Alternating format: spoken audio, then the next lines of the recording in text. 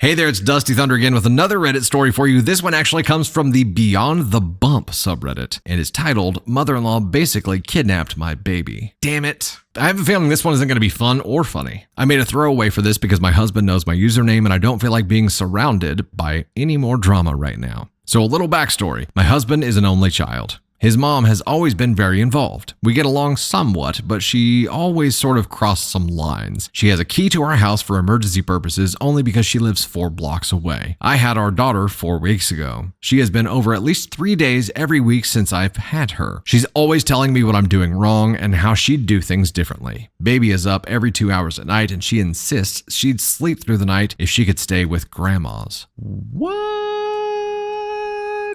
No. I told her I'm not comfortable sending a breastfed baby away overnight at 4 weeks. This last week, she kept pushing the issue no matter how many times I said no. Last night, we put the baby in her crib. We stopped room sharing because the baby was so loud I could get no sleep whatsoever, so my husband has been getting her when it's time for her to feed. Husband fell asleep early and I dozed off. I woke up 4 hours later and started to panic because she hadn't made any noise. I was sure she had died of SIDS. I went into her room and she was gone. I froze and started screaming her name around the house like she would somehow pop out like it was all a joke. My husband woke up in a panic and just screamed, "What's going on?" over and over. I ran to my phone to call 911 and saw a picture message from my mother-in-law of my sleeping baby in her arms with the caption, "Sleepover at Gam Gam's." I was immediately enraged. I screamed so hard I almost vomited. I called her and saw red. I told her I was coming to get the baby and she would never see her again and to never contact our family again. My husband decided it was best if he went to get her. When he came back, he said his mother decided to let herself in and give us a break, and that she was sure we'd hear the text and she thought we would be thanking her for a night's sleep. I do not give a fuck.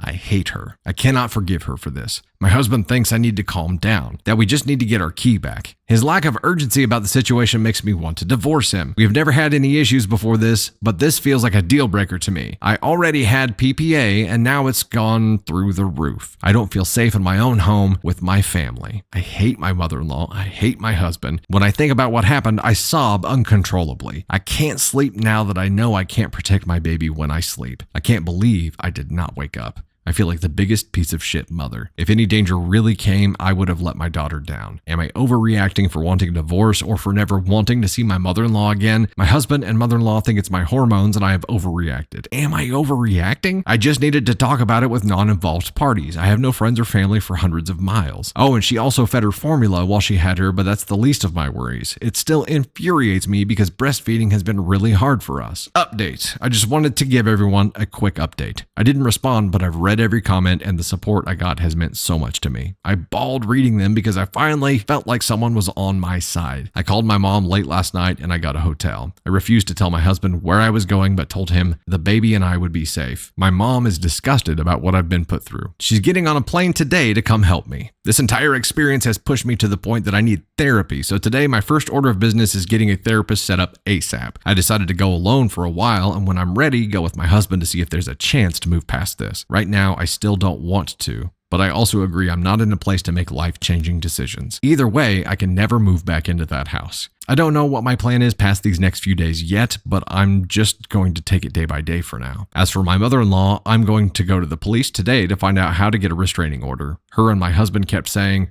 "But she was safe. She was never in danger." I disagree. My mother-in-law is clearly not mentally capable of caring for a child. Who knows what else she would do because she feels she knows best. Thank you all so much. I can't tell you how much the support from some internet strangers has meant to me. I want to thank everyone again that thought about me after my first post. These past 2 weeks have been crazy for me emotionally, but I saw the request for an update and wanted to let everyone know what was going on, even though it's been generally uneventful. I got so many messages and comments with support, and that meant so much to me. So soon after I wrote that post, my mom had arrived to help me get through my anxiety and support me. By the time she was here, I was in a hotel and still had not slept. I was going way too long without sleeping, and I think the deprivation of sleep was making me even crazier. She came and sat with me while I slept. It was the most helpful thing that anyone could have done for me. My husband asked to talk, so I agreed to meet with him. He apologized and said he realized that I was right. His mom had severely crossed a line and that it was hard for him to accept his mom did something so wrong in his head because he was telling himself it was not that bad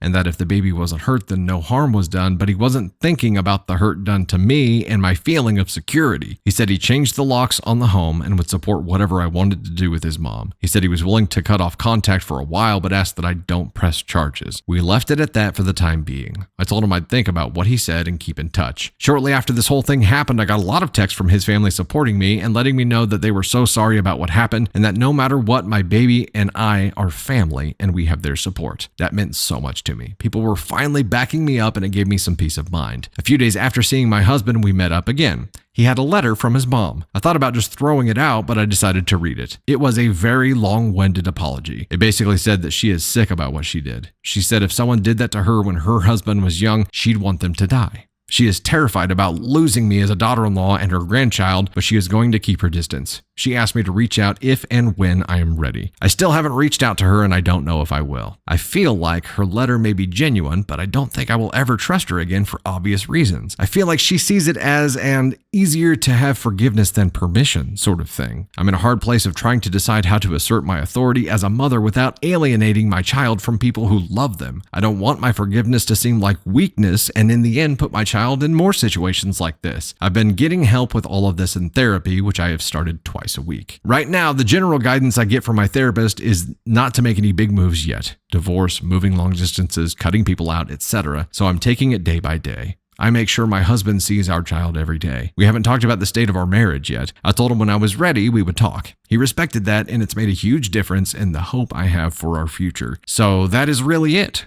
There weren't really any dramatic blow-ups or legal action. There are still a lot of unanswered questions for me, but this time has been one filled with self-discovery and support from a lot of unexpected places, and for that, I'm incredibly grateful. I think the bottom line here is that you know what she's capable of at this point.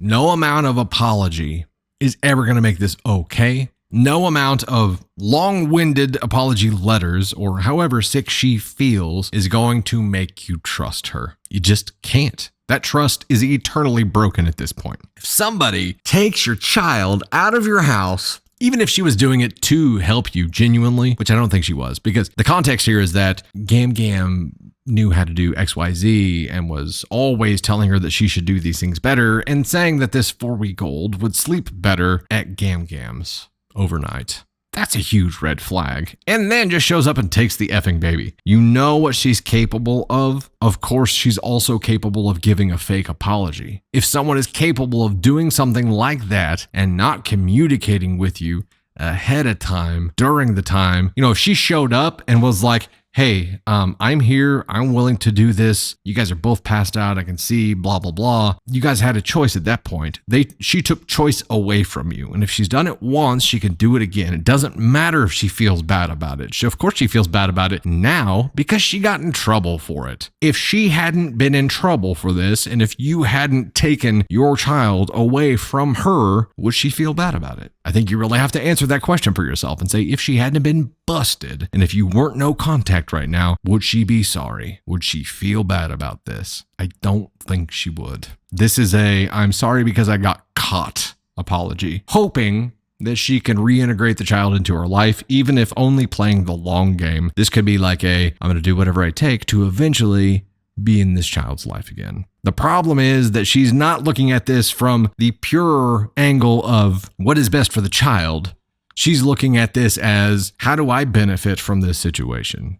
She, in her time with the child, is doing what unfortunately we see a lot of people do, and that is filling up her own cup instead of actually being there for the child. She is using the baby as a way to make herself feel better. She's not taking care of the baby, she's taking care of herself, using the baby to do it, and it's dangerous. You see that now. Would never trust her again. You cannot. That's immediately an ascon 1 offense. I mean, it's also kidnapping. So it's a whole bunch of different kinds of offenses, but you could never trust this person again.